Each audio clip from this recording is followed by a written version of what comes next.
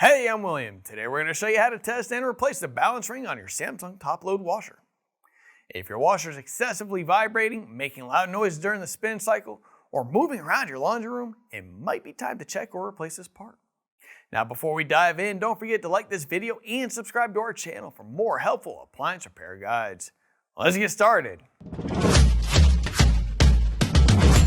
With over 2 million products in stock and the know-how to help you do it yourself, we are AppliancePartsPros.com. Let's start by gathering the tools we'll need for today's task. For this repair, you'll want to have a Phillips screwdriver, a 10mm socket, a pipe wrench, a hammer, a pair of pliers, and a flathead screwdriver ready at hand. Also, please remember that safety comes first. And before we begin, ensure that your washer is completely disconnected.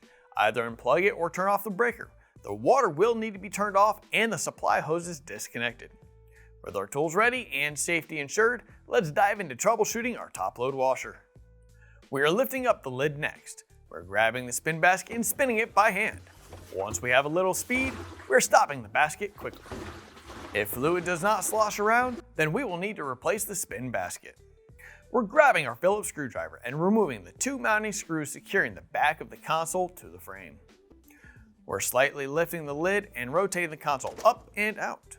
Placing the console face down, we're grabbing our flathead screwdriver and removing the connection cable on the back console cover by releasing the lock tabs on the side of the connector. We're also removing the wire connection at the user control and setting the console off to the side. We're using our Phillips screwdriver to remove the mounting screws on the main control and the ground wires on the washer frame. Using our flathead screwdriver, we're removing the main control cover and disconnecting the wires from the main control. You may want to take a picture of how the wires are connected before removing them to help with reassembly.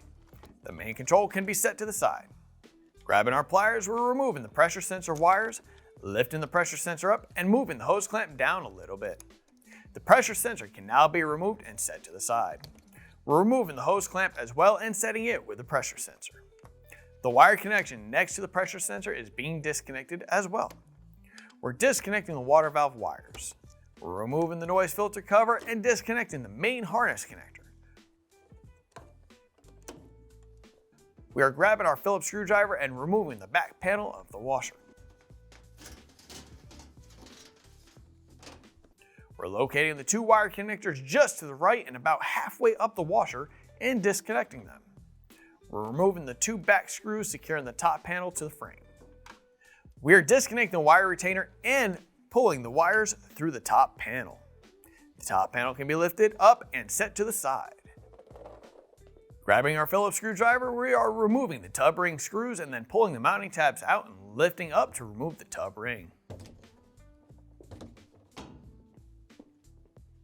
We're grabbing our pipe wrench and hammer and removing the hub nut in a clockwise rotation. With that removed, we're lifting the spin basket up and out. Here's the old spin basket and here's the new one. If you've already got one, great. If not, you can pick one up at AppliancePartsPros.com. We're setting the spin basket into the tub, making sure it seats properly. We're grabbing our pipe wrench and hammer and tightening the tub nut using counterclockwise rotation.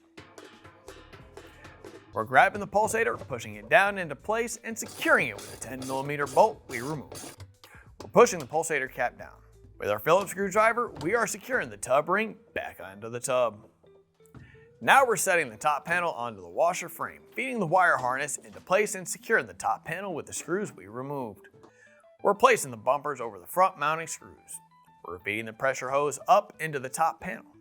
We're grabbing our pressure sensor and the hose clamp and installing the pressure sensor.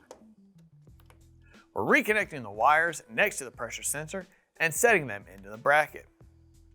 We're grabbing the main control and reconnecting the wires, using the picture taken earlier. We're securing the main control cover and mounting the main control to the top panel. We're connecting the wires to the valve assembly. Now we're grabbing the noise filter cover, reconnecting the wire to the noise filter, and securing the cover. We're feeding the 2 wires down into the top panel, securing the retainer, and connecting the wires that we disconnected from the back panel. Grabbing our Phillips screwdriver, we're securing the ground wires with the screws we removed earlier. We're also grabbing our console and reconnecting the wires. Rotating the console into place while slightly lifting the lid, we're securing the console with the 2 screws that we removed at the beginning. We're moving to the back panel and mounting the back panel into place. Don't forget to reconnect the water supply hoses and plug the power cord back in. Great job tackling that balance ring spin basket replacement on your Samsung top load washer. We hope everything's spinning smoothly again. If you have any feedback or tips from your experience, feel free to share in the comments below. We'd love to hear how your repair journey went. If you still need any parts, remember that you can visit AppliancePartsPros.com with your model number, and most orders arrive within just a few days.